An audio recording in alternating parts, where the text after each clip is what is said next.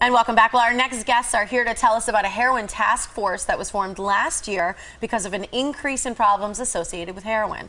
Their goal is to educate people and help addicts become sober and healthy. Kari Jabocy is a health educator with Ozaukee County Public Health, and Jim Bohn is a leader with a group called Musicians Against Heroin. And we're so excited to have you all here. Thanks for being here. I am sort of surprised by the severity of this problem. I think probably that would be echoed by a lot of viewers today. Let's talk a little bit about how prevalent heroin addiction is here in this community. It's a statewide problem. It's a national problem, so we're not unique. In Ozaukee County, we're going through the same things Milwaukee is. They just came out with some statistics in Milwaukee that, you know, the number of heroin-related deaths are actually exceeding motor vehicle accidents and homicides, which is crazy. I mean, this is an epidemic. And we're seeing the same kind of trends in Ozaukee County. A majority of our inmates in our jails are addicted to drugs, and heroin, opiates, whatever that may be. So. Well, I know we've had people come on the show. In fact, even a young gentleman who was, you know, doing great in school. He was, you know, in sports. He was this. He was that. You know, he kind of had the whole picture, and yet he was getting involved in drugs, and his life just went totally down the drain. You know, what does the task force do, and what's your purpose in terms of helping combat heroin usage? Yeah. So we started the task force at the beginning of 2014 as a response from the community that we need to do something about this. There was a number of crimes happening, you know, way more than had been in the past, and the number of addicts we were seeing and people going to jail for heroin abuse. So we started the task force, brought together all of the partners in the community.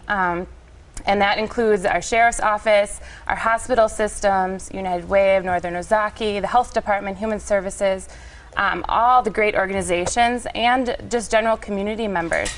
We have had such a great response from families that are going through this personally, and addicts in recovery that are coming back on the other side of it to help because they know it's an issue and they don't want to see their community going down this road. So we've done some great things. We've created this toolkit that is very local. It has about 8 to 9 local stories in it from families in Ozaukee County. It has local resources and all sorts of great things. So we've distributed about 5,000 copies of these. How do people get them?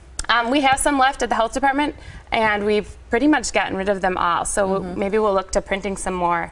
And we're making just an online copy of them. And we do have online. It is. Yeah. Our website is ozheroinhelp.org, and we have everything pretty much that's in here, support groups, and this itself is on there.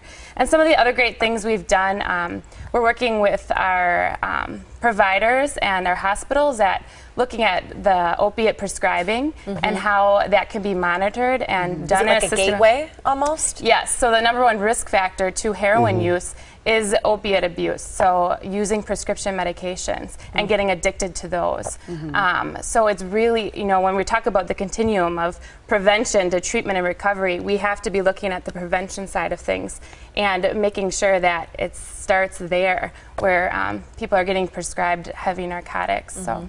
Jim, musicians communities are always so tight-knit and willing to come together to do great things.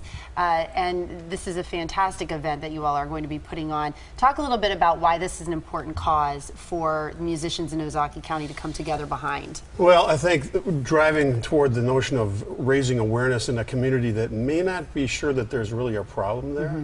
Music's one of those fun things. I mean, Summerfest's an example of, we love music in Wisconsin. So bringing people together that are top-notch musicians. We'll have Tommy Graywolf there, former fiddle player for Brooks and Dunn. I mean, bringing these people together around the subject of heroin is sort of an interesting way to say music can be part of the solution as opposed to being part of the problem. Yeah, that's an interesting point because a lot of people think musicians, you know, have connections to potentially some of the drug world, and so saying that this is musicians against heroin or against drug use is a really strong statement. How are you involved? Do you play too? A little bit. I'm actually bringing all the really great people together. I'm just sort of there to look good, but you're the network man. Yeah, I'm kind of the leader of the band.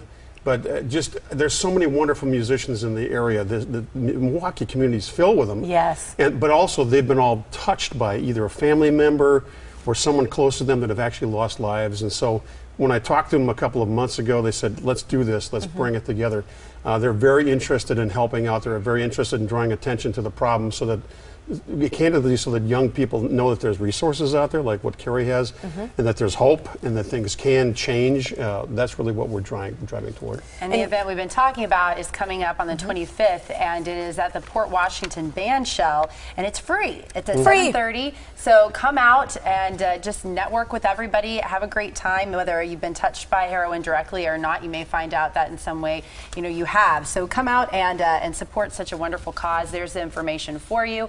And again, free, fantastic rain or shine? music. Rain or shine. Rain or shine. Sure. All right. Thanks, Thank you guys. Thanks for the opportunity. Keep up the great work. Appreciate it. Yep.